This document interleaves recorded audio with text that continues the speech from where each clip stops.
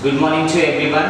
Let us start the most important chapter in our commerce part B of accounting, and the chapter name is subsidiary book. Subsidiary book is most important for in our final examination. Subsidiary books having two problems in our final examination paper. Definitely two questions are there in our final examination, so we have to get a complete marks in our subsidiary books. Easily we can get the marks. So it will depends on how to get the idea to start the problem, then how to identify the transaction is relating to which type of subsidiary books. Let us start the subsidiary book concept. Types of subsidiary books. Subsidiary books are classified into 8 types. Each and every individual 8 types of subsidiary books are having a particular purpose. So particular purpose is nothing but, let us start the first one, that is purchase book. So purchase book is nothing but it is always responsible and it will recognize and it will indicate each and every purchase transaction we have to enter into the purchase book only. Why we have to enter purchase transaction? Because of to identify the purchase transaction is only is based on name of the person or not. That's the reason we are going to maintain a purchase book. Along with the purchase transaction is having any cash based transaction, we have to convert those transactions to cash book. So that we have to differentiate. Means again I am repeating, purchase transaction is based on name of the person, that we have to enter purchase book. Purchase transaction is there along with name of the person including cash, that will be converted into cash book. So those transactions we have to differentiate or not. So that's the reason only we have to maintain 8 types of subsidiary books. 8 types of subsidiary books. 8 types. Subsidiary books are classified into 8 types. Now I am starting the first one, and it is the most important one also. First we have to concentrate on our first purchase book, and remaining books are all as usual we are going to learn without explanation also. In our purchase book only I am giving examples to do. The first one, purchase book.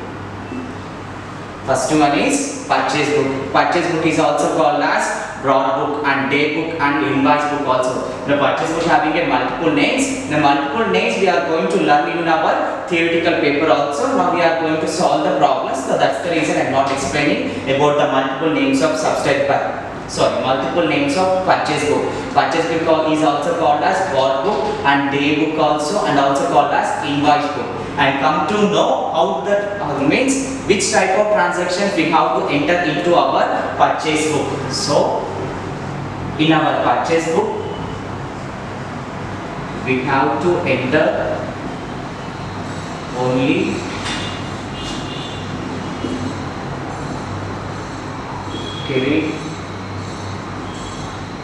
credit purchase transactions. In purchase book we have to enter only credit purchase transaction. Credit purchase transaction is nothing but which type of purchase transaction is having a name of the person. Those transactions we have to enter in our purchase book. If the purchase book is having a name of the person along with the cash word, those transactions are converting into cash book. So that's we have to identify in our first stage. I am giving two examples which type of transaction will be converted into purchase book. Example identification is most important more than explanation. More than explanation is nothing but if we are concentrating on these two transactions, easily we can enter the transaction and easily we can write the theoretical part also. Come to the first one, purchase goods from Srinu, and second example, purchase goods for cash. Purchase goods for cash. Now we have to identify which is converting into purchase book and which is not converting into purchase book. First one, purchase goods from Srinu, purchase goods for cash. So before that we have to assume the transaction is having purchase transaction and second transaction is having also purchase book. But we have to identify purchase book conditions. Purchase book having two conditions, name of the person as well as no need to enter cash purchase transactions, that we have to identify. No need to enter cash purchase transaction into purchase book. Second, identification is important. First one, purchase goods from Srinu. Purchase goods from Srinu. Here purchase word is clear, so it is called as purchase transaction. In our purchase transaction, it will be it will along with name of the person. So here we have name of the person. Here we don't have any cash. So this transaction we have to enter into our purchase book. Is it clear, ma? Purchase goods from Srinu. It will depends on credit name of the person. So we have to enter into purchase book because of there is no cash word. And come to the second example, purchase goods for cash. This is also a purchase transaction, but the purchase transaction is based on cash, not enter. Means name of the purchase transaction without cash we have to enter.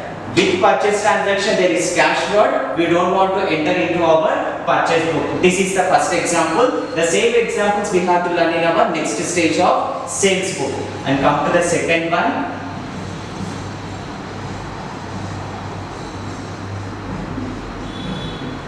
Sales book.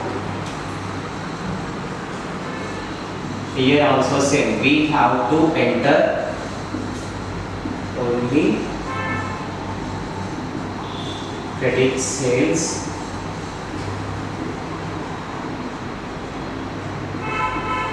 transaction. The same explanation about the purchase book is similar to sales book. In our purchase book we have to enter name of the person without cash. Here also in sales book we have to enter name of the sales transaction without cash. The same example here we have, but examples are also similar. Come to the example. Example 1. Sold goods to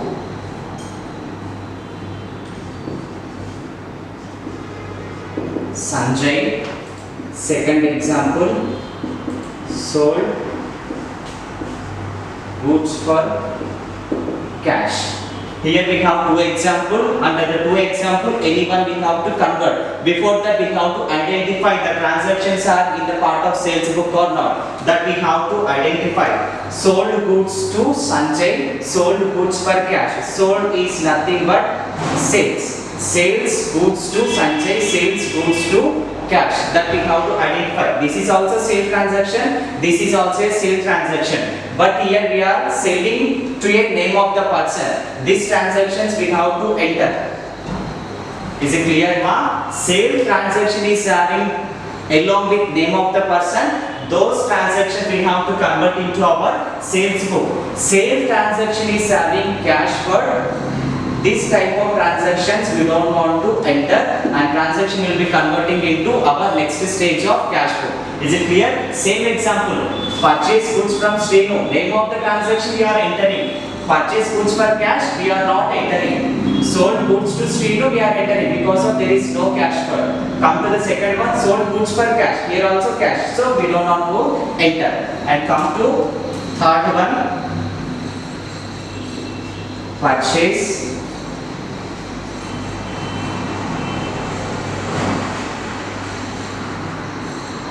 return book. In this we have to enter goods return to name of the person.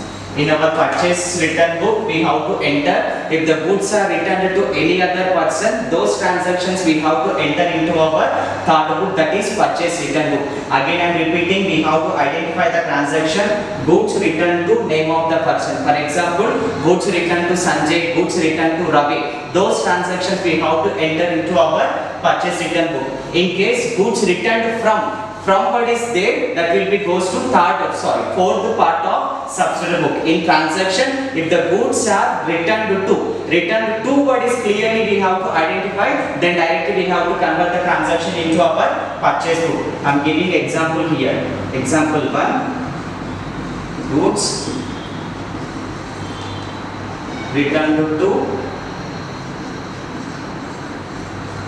Swami, and second one, goods returned from Sri. Two transactions that we have. Based on these two transactions, we have to identify which is purchase return, which is sales returns. Goods returned to Swami. Already I am explaining here. Purchase return book is only based on goods returned to name. Goods returned to name is clearly we have to identify here also. Goods returned to Swami is there. So we have to enter this transaction. Goods returned from is nothing but it is sales. So this transaction we don't want to enter. Is it clear, ma? No need to get confusion. Only if the goods are returned to what is clearly we have to identify, then directly we have to enter. No need to assume any multiple explanation about the concept. If the goods returned from is there, it will be converted into fourth part of subsidiary book. And our fourth part of subsidiary book is sales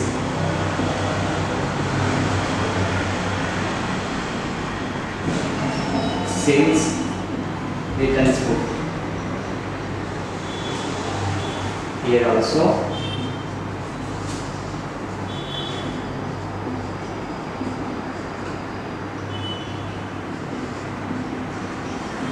if the goods are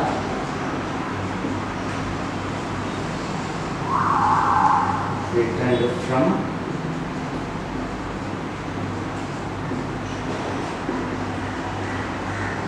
name of the person. Is it clear, one? In sales returns book we have to enter if the goods are returned from if any name of the person, those transactions we have to convert into our sales return book. This example is suitable to sales return book. This example is suitable to sales return because of there is no need of again examples to our sales return book. Goods returned to, it will goes to purchase return. Goods returned from, here we have to identify clearly if the word is clearly there from or in replace by. Goods returned by Sri also converting into sales return book. That's enough about the sales return, and come to the next one, fifth one.